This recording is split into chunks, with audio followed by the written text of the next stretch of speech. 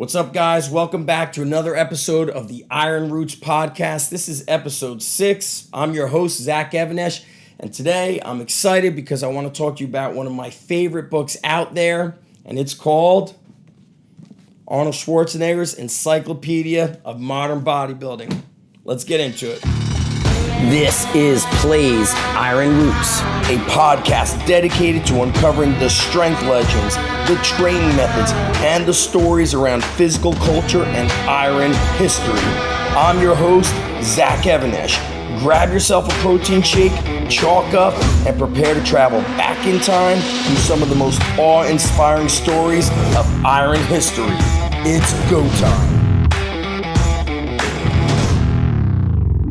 Now, I want to share with you how I first got this book. I wasn't even a teenager and spent the summer in Israel living with my grandparents. It was my older brother and I, and in town was a bookstore. And my brother was in middle school, starting to get into the whole fitness and strength training thing, and he was buying all those magazines. And we went to the bookstore, and I remember sitting on the floor of the bookstore with my brother, just thumbing through Arnold's Encyclopedia. It was expensive. Because it was in Israel, I remember the book was either $40 or $50. Now, when I looked at the price on the back, it said it was $17.50. So I believe it was a little bit more than double when my grandfather bought it. But we sat on that bookstore floor for hours until they had to shut down the store. We literally had to get kicked out. My brother ran back, told my grandfather about the book, and he reluctantly bought us the book. I now have 3 different copies. I've got the original one that my grandfather bought us. I bought 2 more of them because you could never have enough of your favorite book, okay? I've got 2 more of them, and I was also gifted with the upgraded version, or shall I say the updated version right here. But I'm not really a fan of the updated version because they brought the photos in of kind of the current day bodybuilders of when, steroids really went into almost like this chemical warfare. So the old school photos, just looking at those photos make you want to train. If you're ever having a tough day and you're like, I don't know if I want to train, open up this book and find the photos of Arnold squatting with Ken Waller and Franco. Find photos of Franco deadlifting or benching, and you are going to get fired up. And what I want to do is share with you a couple of excerpts from this book, because the book not only inspired me with training, but also in how to run a gym. You see, once I was in middle of high school, I started having this idea that I'm going to grow up and I'm going to open a gym. I'm going to own a gym. And I had read so many stories from Arnold's Encyclopedia about what kind of gym is awesome, about the atmosphere, about great training partners, that I lived and breathed this book. So this book is not just about bodybuilding exercises. It's about the whole lifestyle behind it. It's about the attitude behind it. It's about what it takes to succeed, not just in bodybuilding or strength training, but really how to attack life. So check out this one excerpt I'm going to read. And for those of you that look for it, when you get to the book, it's on page 92. It's called Scheduling Your Training. So Arnold says, young bodybuilders often complain that they can't make any progress because they aren't able to devote their full time and energy to the training. They believe that only bodybuilders who don't have a regular job or other responsibilities can actually become champions. That is not true, and it never has been. And let me tell you this. You could find old photos of Arnold when him and Franco moved to America. They were bricklayers. In fact, many of those golden era bodybuilders from the 60s, early 70s, they had these kind of full-time manual labor jobs before Joe Weider came in and was able to give them, quote-unquote work, selling their booklets and helping them to promote supplements. So many of these guys would train before they would go to work or after they would go to work. You hear about it a lot as well with the stories from Dave Draper when he trained in the dungeon. Many of those guys were working out at 6 a.m. or 6 p.m. So check this out. Arnold says, I made much of my best early progress when I was in the Austrian army and I had a lot of other demands on my time. We were out on maneuvers for 6 weeks along the Czech border and driving tanks 15 hours a day. I had to pump in fuel with a hand pump, wrestle with huge fuel drums, change wheels, and do maintenance. We slept in trenches under the tanks until we were awakened each morning at 6 a.m. But I had another idea. My buddy and I would get up at 5 a.m.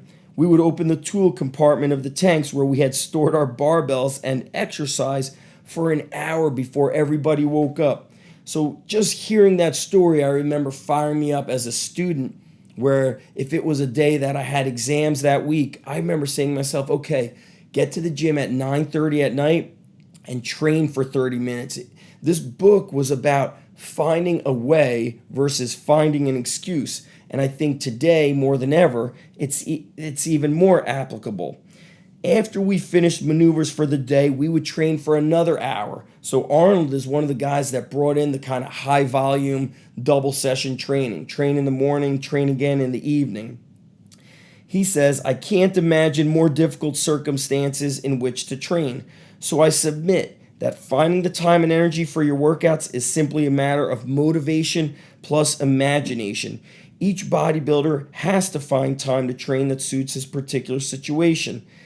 There are other considerations to be dealt with as well. For example, how supportive of your ambitions is your family or your friends? Negative vibes from people around you can be difficult to handle. It takes extra effort to retain your confidence when those close to you don't accept your chosen goals. So this book, I believe, was written in the early 80s. Let's take a look, see if I could find the first copyright. 85. And now with videos, and of course we're here on YouTube, motivation is huge. People are always looking for motivation to train, or they're talking about how your environment is crucial. Arnold spoke about that in his first books, The Education of a Bodybuilder, and here, The Encyclopedia of Modern Bodybuilding.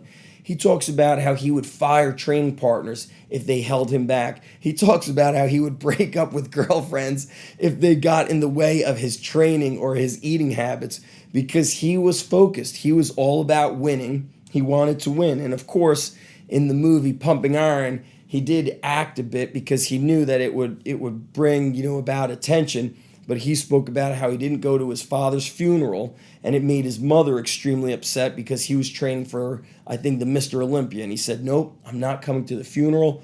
I'm training for Mr. Olympia. That's it. He's passed away. There's nothing I could do. I'm just training to win. He said that because he knew it would garner attention, but also was people would call it crazy or insane, but what do they call successful people? They do call successful people crazy. So here he goes on to say, I'm sure I'm not the only bodybuilder who has had a girlfriend complain about him getting up at 5 o'clock in the morning to go to the gym. The same thing happens with friends who want you to go out with them and have a good time, but they don't understand that you have to schedule your time to make your training possible. And I remember going through those experiences during my first bodybuilding show. It was lights out at 11 p.m. and wake up at 7 a.m. for my first meal. Everything was done by the clock, and Arnold's book was really what laid the foundation. The other things that are extremely important from this book that are applicable whether you're a bodybuilder or not is Arnold talks about things that we are scared of. There's a lot of talk about intensity techniques, forced reps, supersets, drop sets. Back then they called it the Weider principles. But people nowadays are so scared of, working hard or, this overtraining. These guys were training twice a day, 6 days a week. They were eating like Vikings. But what is so awesome about this is not just all the exercises that come inside of this book. I mean, this book is a monster. Look how thick it is. It is 700 plus pages.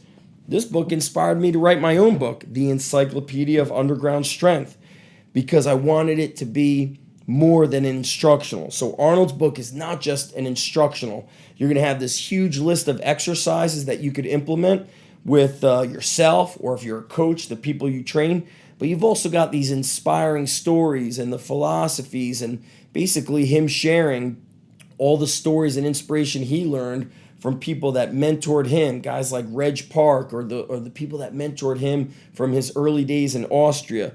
So the last thing I want to talk about with why this book is so awesome is that as a strength coach, I have noticed through the past 5, 10, 15, 20 years that the athletes showing up at my gym and just the athletes I see in general have much less muscle than ever before. So you might be thinking as a strength coach, you need to implement these quote unquote functional lifts. You've got to do power cleans and plyometrics and jump training. But most of these kids don't have an ounce of muscle on them. So Arnold's Encyclopedia has so many different bodybuilding exercises that it's actually a great way to blend your functional training with this bodybuilding work, because just putting that muscle on the athletes, and I'm not just talking about middle school and high school athletes, I've experienced this at the Division I level. Just by putting muscle on them, you're going to improve their performance. So this book is awesome. I highly recommend it. And again, I recommend the original edition that's got all the old school photos. Take the stories from there, the inspirational stories, the lessons of exercise, intensity, even some of the program design stuff is really good for the deep off season when guys want to go through that like pump up training and you don't have competition on the horizon. It's an awesome book, very inspiring. Just opening up the book and looking at a couple photos is going to want to make you march to that squat rack and destroy the gym. So I hope you enjoyed this episode of the Iron Roots podcast. If you're watching here on YouTube, drop us a comment below. Let me know what you thought about the episode. Let me know your thoughts on this book, or what's your favorite bodybuilding book. And if you're listening to us anywhere podcasts could be found, leave us a 5-star review, because you help us get the word out to other people who want to learn about Iron Roots, the history of strength training, bodybuilding, the golden era. We can't thank you enough for your support. And the people that leave the best comments, we're going to pick some of you and send you some free Iron Roots gear from Play. So that's it for this episode. I'll talk to you in the next time. I'm Zach Evanesh, signing out.